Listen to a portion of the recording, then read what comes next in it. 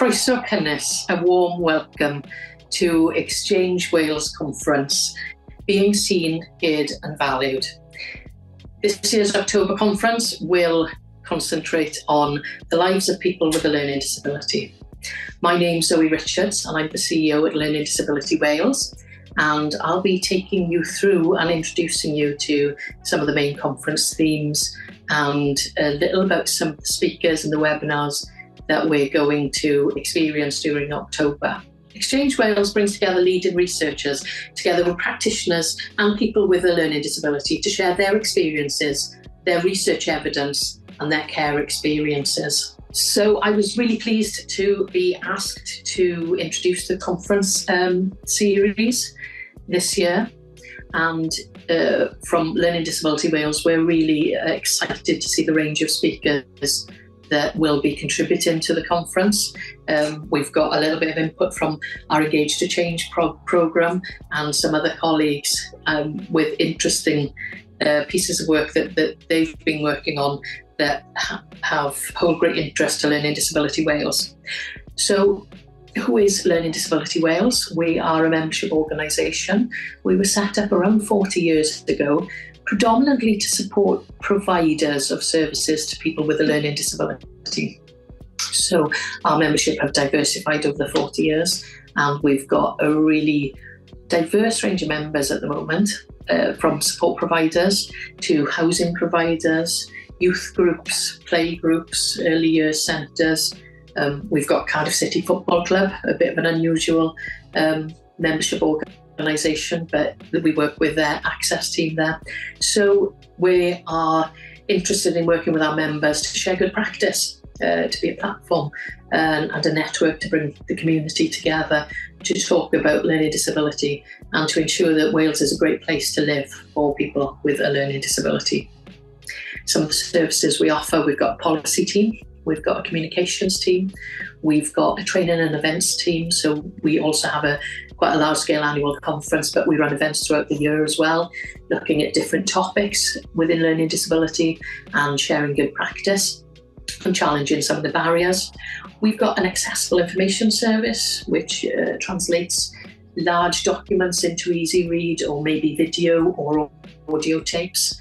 And we've got some projects happening as well. So we've got a large-scale employment project for young people with a learning disability and autism called Engage to Change. And we've got quite a new project that we brought to Wales about 5 years ago called Gig Buddies, which is about ensuring that people with a learning disability and people without a learning disability can come together and share their experiences, think about what they do on the weekend, in the evenings, go out to gigs, go to the theatre, go to sport matches, whatever's your gig really, we bring people together to be able to share that experience. Okay, so the conference, what are we going to see?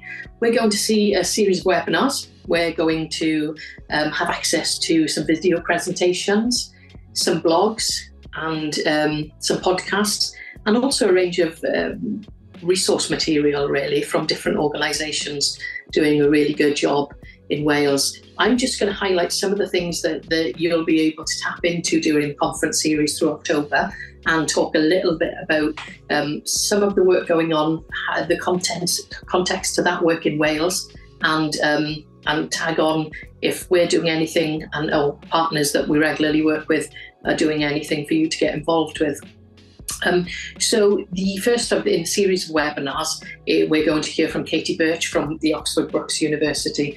As well as Katie, we're going to hear from Sarah Ryan, and Sarah Ryan will be talking about ageing with learning disabilities, an interesting topic.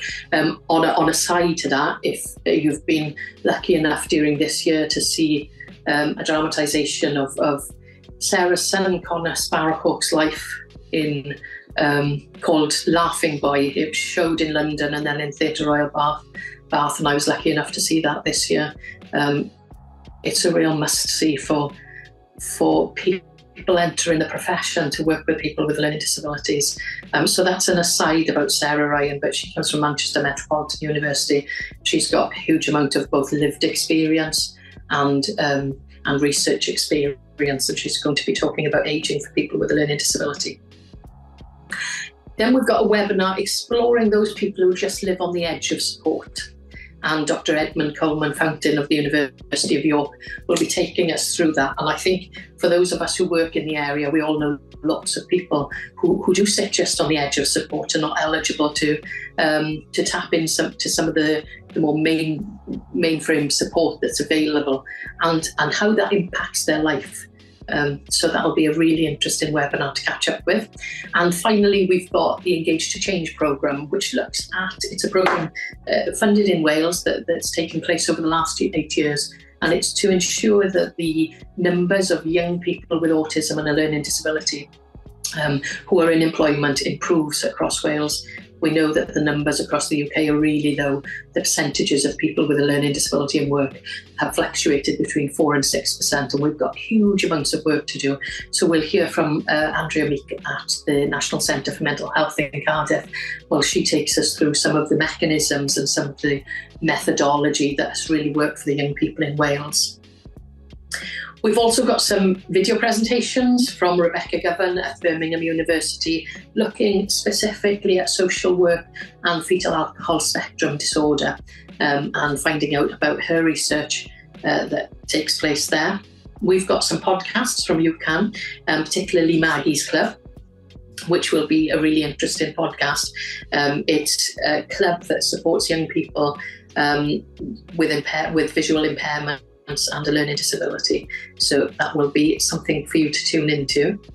And we'll be sharing resources as part of the programme as well. Hijinks Theatre have a number of resources. They'll be sharing videos from some of their award-winning plays, particularly Housemates, for example, which is a play that charts the change in Wales, the big change that happened 40 years ago when supported living was introduced in Wales by a group of visionary social services students, social care students living in Cardiff, and how that really became the footprint for social care in Wales in terms of independent living. Also, as part of the conference, we'll be sharing some other resources, looking at co-production and asset-based approaches. In terms of the third sector in Wales, there is a really strong consortium of organisations on a national level working together on learning disability issues. The organisations include Mencap Cymru, Down Syndrome Association, Cymorth Cymru, Always People First, All Wales Parents and Carers Forum, and ourselves, Learning Disability Wales. And we come together on a regular basis to talk about the issues, to ensure that we're working together collaboratively and not duplicating each other's work, but to ensure the right voices are around the table. So in Always People First, you have the voice of people with a learning disability, Always Parents and Carers, very much the voice of parents and carers of people with a learning disability, Down Syndrome Association, that specialist view of organisation and the knowledge they bring with them. Cymorth Cymru also supports a group of supported living providers in Wales, so they're a housing support organisation. Mencap Cymru, who have a lot of projects across Wales, and Learning Disability Wales. We work together to lobby, campaign and share information, really. In Wales, it is recognised that we have not great data, I suppose. We don't have great data on the lives of people with a learning disability. We have wonderful pots of research, but collectively, Welsh Government have recognised that there is a need for better data to support our understanding and to support our strategic thinking about services for people with a learning disability.